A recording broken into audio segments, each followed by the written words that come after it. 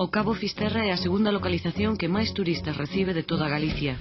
Hai 2 anos foi declarado Patrimonio Europeo. Calquera intervención neste enclave tiña que ser integral, respetuosa co medio e mesmo coa poética da fin do mundo. Esta tarefa correspondeulle ao estudio de arquitectura RVR. Unha vez que visitado o lugar, o que menos chamou a atención era o caos de tráfico, de fluxo de xente que non estaba nada organizado, non?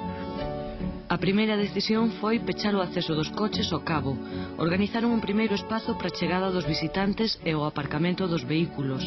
Xogando coa natureza tentouse eliminar o impacto visual.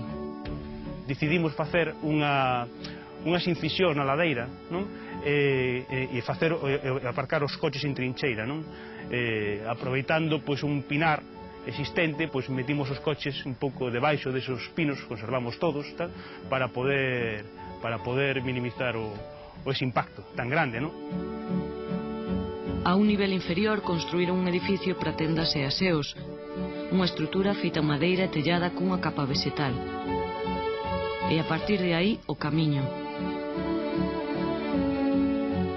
Perfilaron os noiros do cabo, correxindo así os recheos artificiais que o desfiguraran no pasado. Pro chan optaron polo formigón, unha aposta estética pero tamén funcional. É un material resistente que soporta o tránsito de Servizo Faro, que a fin de contas é un dos puntos de referencia pro tráfico marítimo no noroeste. E aínda así, cada 4 metros, unha xunta de herba entre as placas recórdannos a indomable presenza do natural.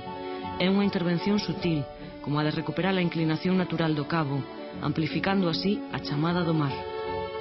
Recuperando esa inclinación, a sensación tamén de volcarte hacia o mar, tal, se intensifica moitísimo, non?